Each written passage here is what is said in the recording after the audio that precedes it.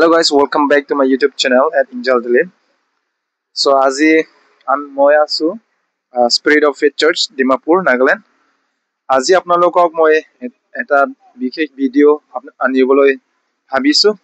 এয়া মোৰ লগত আছে দিগন্ত চেতিয়া।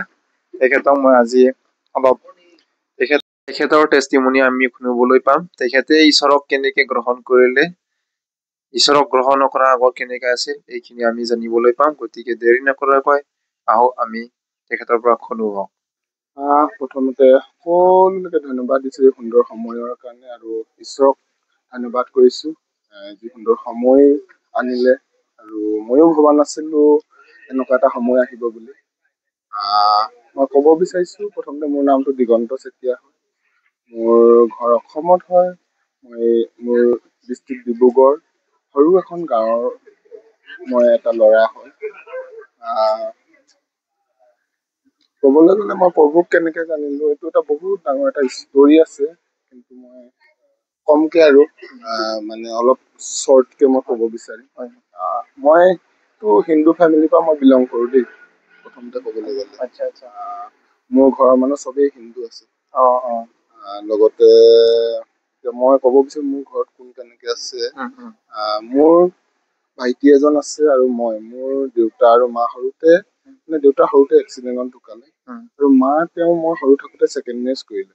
আৰু মোৰ বৰদেউতা আৰু আইতাই আমাৰ ভাইটি আৰু মোকে ডাঙৰ কৰিলে আৰু তেওঁলোকৰ লগত থাকি পঢ়া শুনা কমপ্লিট নহ'ল, যিমানটো পাৰিলো আৰু তালৈকে কৰা হ'ল। তাৰপিছত অকমান কিছুমান সমস্যাৰ কাৰণে আমাৰ মানে পঢ়াটো নহ'ল আৰু আমাৰ ঘৰ বিলাক এনেকুৱা আছিলে পৰিস্থিতি ইমান আমাৰ টকা পইচাৰ অলপ অসুবিধা, মানে অকমান সেইবিলাকৰ পৰা সমস্যাৰ কাৰণে কিছু পৰিস্থিতিৰ কাৰণে আমি পঢ়া শুনাও কৰিব নোৱাৰিলো। সেইকাৰণে আমি সৰুতে মানে কাম কৰিবলৈ বাহিৰলৈ ওলাই যাবলগীয়া হ'ল। এনেকে আৰু আমি বহুত দিন মই বাহিৰতো থাকিলো, অসমৰ বাহিৰত কোম্পানী বিলাকত কাম কৰিলো। ক'ত আছিলা? মই প্ৰথমতে আছিলো বেংগলোৰ আছিলো। এক বছৰমান আছিলো বেংগলোৰত। আচ্ছা, বেংগালুৰুত তুমি কি কৰিছিলা? বেংগলোৰত মই এনেকুৱা টাইলছ যিবিলাক বনাই এইটো পাথৰৰ পৰা কাটি গ্ৰেনাইট যিবিলাক এনেকুৱা ফেক্টৰীত মই কাম কৰিলো। এক বছৰমান কাম কৰিছিলো। তাৰপিছত ছেকেণ্ড মই গ'লো কেৰেলা গ'লো, কেৰেলাৰ পৰা মই তামিলনাডু গ'লো। সেনেকে ফেক্টৰীত তাতো দোকানত কাম কৰিলো, তাৰপিছত কাপোৰৰ ফেক্টৰীত কাম কৰিলো। সেনেকে আৰু বিভিন্ন ঠাইত মই কাম কৰিলো। তাৰপিছত সেনেকে আৰু ঘৰলৈও অহা হয় বহুত 2 বছৰ মূৰত 3 বছৰ মূৰত, সেনেকে মিনিমাম 7 বছৰ মান বাহিৰতে থাকিলো মানে। এতিয়াহে মানে অলপ দিন এতিয়া এই ঘৰত থকা হৈছে। তুমি বেংগালুৰুত কেৰেলাত থাকোতে তোমাৰ লগৰবোৰ কেনেকুৱা লগৰ তুমি লগ পাইছিলা? লগৰ মানে আমাৰ সৰুৰ পৰা আমাৰ পৰিৱেশটো অকমান হাৰি আছিলে। যেনেকে এতিয়া আমাৰ চাবলৈ গ'লে ডেকা ল'ৰা ছোৱালী বিলাকৰ আমাৰ যেনেকে হেৰিবিলাক জানে আৰু আপোনালোকে এতিয়া মানে যিটো জেনেৰেশ্যন, যিটো পৰিস্থিতি মানে এডিকশ্যন, বিভিন্ন ধৰণৰ এডিকশ্যন। তুমিও এই এডিকশ্যনত ইনভলভ হৈছিলা নেকি? হয়। ময়ো মানে যেতিয়া প্ৰভুক জনা নাছিলো, ময়ো এলকহল, চিগাৰেট, গুটখা, পৰ্ণগ্ৰাফি, মানে বিভিন্ন ধৰণৰ এডিকশ্যনত মানে চুইচাইডেল, মই একবাৰতো সৰুতে চুইচাইডো মানে কৰিছো মানে। সেইবিলাক মাজত মানে অন্ধকাৰত থকা আগতে আছিলো আমি আগতে। মোৰ ফ্ৰেণ্ডছ বিলাকো সেই একেই আছিলে, মই যেনেকুৱা আৰু চব একেই আৰু আমাৰ। তুমি যীচুক গ্ৰহণ কেতিয়া কৰিলা? মই প্ৰভু যীচুক প্ৰথম এটা মই ষ্টৰি কম। যেতিয়া মই কেৰেলাত আছিলো, যিটো দোকানত কাম কৰিছিলো তাৰ কাষ্টমাৰ বিলাক আহে। এদিন এনেকুৱা এটা ইনচিডেণ্ট হৈছিলে, মই মানে বস্তুবিলাক মানে তেওঁৰ গাড়ীত তুলি দিছিলো। তেওঁ অচানক মোৰ ওচৰলৈ আহিলে, ভাইটি মোক এটা কিতাপ দেখালে, এইটো কিতাপটো তুমি পঢ়াচোন। কি কিতাপ হয়? মোক প্ৰথমতে সুধিলে তুমি হিন্দী পঢ়িব জানা নাই? মই ক'লো জানো বোলো হিন্দী পঢ়িব। তাৰপিছত ক'লে এইটো কি লিখা আছে কোৱাচোন। তেতিয়া মই নয়া নিয়ম। তেতিয়া মই নয়া নিয়ম মই একো নাজানো কি হয় এইটো কিতাপ। আছামিছৰ নতুন নিয়ম। হিন্দী কিতাপ হয়। মোক দিলে, তেওঁ মোক একদম নম্ৰ ভাৱে ক'লে চাবাচোন এইটো একদম জাষ্ট এনে পঢ়িবা তুমি। তাৰপিছত মই এনেই অলপ পঢ়িলো, কিন্তু মোৰ ইমানটো ইণ্টাৰেষ্ট নহ'ল আৰু প্ৰথম সেইটো এটা প্ৰথম ইনচিডেণ্ট হয়। তাৰপিছত ছেকেণ্ড হ'ল 2022 মই যেতিয়া বাহিৰৰ পৰা ঘৰলৈ আহিলোঁ, মোৰ দেউতাৰ বাইদেউ এজনী আছে, তেওঁ শিৱসাগৰত ঘৰ হয়। তেওঁ মাতিলে আৰু ইমান দিনৰ মূৰত ঘৰলৈ আহিছা, আমাৰ ঘৰলৈ এদিন আহিবা, আমিও চাব ইচ্ছা কৰিছো, এনেকে অহা হ'ল। তাৰপিছত এদিন ৰাতিপুৱা চাহ খাওঁতে তেওঁ মোক প্ৰভু যীশুৰ কথা ক'লে। ৰাতিপুৱা প্ৰভু যীশু এনেকুৱা হয়, তেওঁ মোক মানে যিটো শুভবাৰ্তা প্ৰভু, সেই শুভবাৰ্তাটো মোক শুনালে। কিন্তু মই তেতিয়াও মই বুজি পোৱা নাছিলো, মানে কিবা এটা কৈছে আৰু তেওঁ মানে যি কৈছে ভালেই কৈছে, সেনেকুৱা এটা মানে মই মনত মানে ভাবিছো আৰু। তেওঁলোকৰ ঘৰত অলপ দিন থাকিলো, তাৰপিছত যেতিয়া ঘৰ যাবলৈ যিদিনাখন লৈছো, বাইবেল তেওঁ মোক হাতত দিলে। তাৰপিছত কি মই বাইবেলটো লৈ গুচি আহিলো ঘৰলৈ। তাৰপিছত তেওঁ কেতিয়াবা ফোন কৰি থাকে, মানে মোক কয় তুমি বাইবেলটো পঢ়িছা নাই? তাৰপিছত মোক কেতিয়াবা কৈ থাকে, স্ক্ৰিপচাৰ বিলাক তেওঁ কৈ থাকে। তাৰপিছত সেনেকে মানে লাহে লাহে কি হ'ল, তেওঁ মোক চাৰ্চলৈ লগ ধৰিলে। এদিন আমাৰ যিটো গোলাঘাটৰ মেৰাপানী, আমাৰ যিটো চাৰ্চ এতিয়া মোৰ নিজৰ চাৰ্চ মানে নিচি চাৰ্চ, মোৰ ক'বলৈ গ'লে আত্মিক পিতা দিগন্তৱালী ছাৰ, প্ৰথম মই তেওঁলোকে কালি মোক লৈ গ'ল।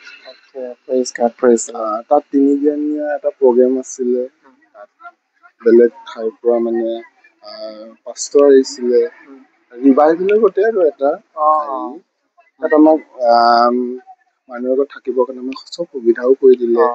বৰ্তমান তেওঁলোকে এতিয়া মোৰ মা দেউতাৰ দৰে হয়, যাৰ ঘৰত আছিলো তেওঁলোকেও মানে মোক নিজৰ ল'ৰাৰ দৰে মানে মৰম কৰে, আৰু নিজৰ ল'ৰাৰ দৰে মানে তেওঁলোকে ভাবে, মানে তেওঁলোকক মা দেউতাৰ দৰে ভাবো।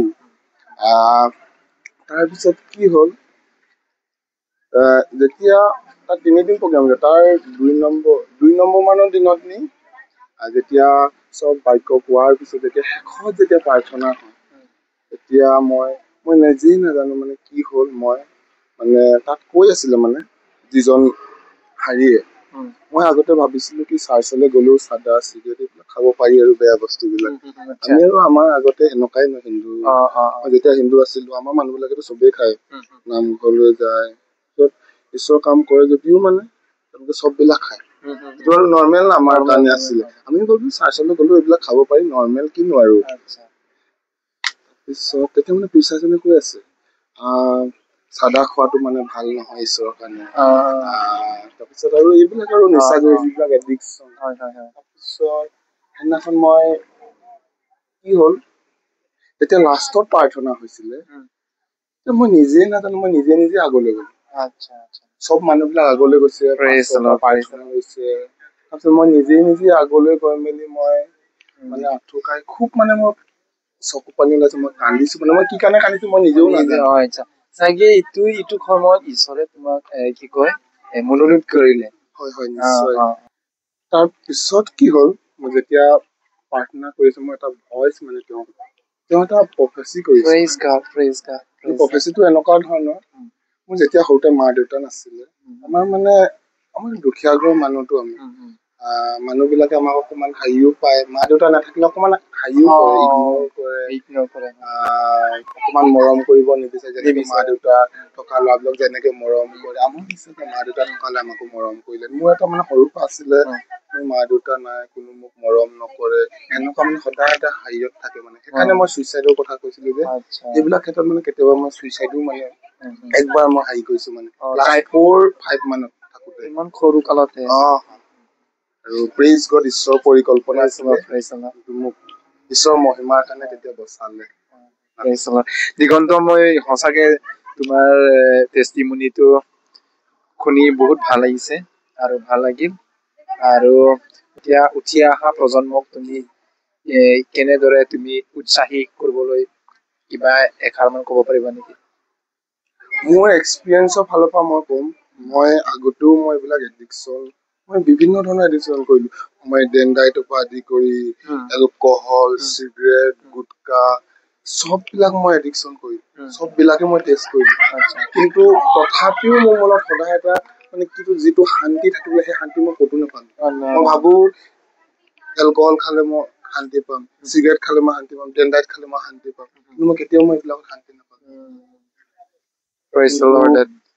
এটা কথা মই ক'ব বিচাৰিম, এইবিলাক হ'ল জগতৰ বিষয়বিলাক টেম্পৰাৰী। এইটো অকল খন্তেকীয়া, ভাল লাগিব পাৰে এই 2 মিনিটৰ কাৰণে, কিন্তু আকৌ তুমি সেই আগৰ অৱস্থালৈ আহিবা তুমি। কিন্তু মই এইটোকে মই কম, আমাৰ যি উঠি অহা ল'ৰা ছোৱালী বিলাক, আজি ডেকা ল'ৰা ছোৱালী বিলাকে সঁচা ঈশ্বৰক জনাটো মই বিচাৰো। মানে মোৰ হাৰ্টত মানে এইটো ইচ্ছা, আমাৰ অসমৰ, আমাৰ ভাৰতবৰ্ষৰ ডেকা ল'ৰা ছোৱালী বিলাকে ঈশ্বৰক জানক, যিজন সঁচা ঈশ্বৰ। ঈশ্বৰটো ঢেৰ আছে, কিন্তু সঁচা যিজন ঈশ্বৰ, যিজনে মানৱ জাতিৰ কাৰণে মৰিলে, মানৱ জাতিৰ পাপৰ কাৰণে মৰিলে, আৰু 3 দিনৰ দিনতে আকৌ পুনৰাই জীয়াই উঠে। হয়, সঁচাকে মই দিগন্তক বহুত ধন্যবাদ দিছো। তুমি যিমান সুন্দৰকৈ তোমাৰ লাইফ এক্সপিৰিয়েঞ্চ আৰু তোমাৰ টেষ্টিমনি তুমি শ্বেয়াৰ কৰিলা। তো গাইজ, সকলোকে ধন্যবাদ দিছো। আপোনালোকে এই ভিডিঅ'টো চাব আৰু এই পাৱাৰফুল টেষ্টিমনি যে দিগন্ত চেতিয়াৰ পৰা আমি শুনিলো। গতিকে এই পাৱাৰফুল টেষ্টিমনিটো শুনি সকলোকে আশীৰ্বাদিত হ'ল বুলি মই বিশ্বাস কৰো। আৰু বিশেষকৈ ধন্যবাদ দিছো দিগন্ত, তুমি সময় দিয়াৰ কাৰণে। এতিয়া মই আপোনালোকক দেখুৱাব বিচাৰিছো ঈশ্বৰক নোপোৱাৰ আগত কেনেকা দিগন্ত চেতিয়া আছিল। এয়া আপোনালোকে চাব পাৰিব। ড্ৰাগছ এডিক্টেড, এলকহলিক কেনেকুৱা আছিল, এই সকলোখিনি মই আপোনাক দেখুৱাইছো। আৰু যেতিয়া ঈশ্বৰক পালে, এই সুন্দৰ ফটোখন চাই আপোনালোকে গম পাইছে। তো চবকে মই সকলোকে ধন্যবাদ দিছো। আপোনালোকে আৰম্ভণিৰ পৰা শেষলৈকে চাব, আৰু মই বিশ্বাস কৰো সকলোকে আশীৰ্বাদিত হ'ল। তো আজিলৈ ইমানে। God bless you. Thank U.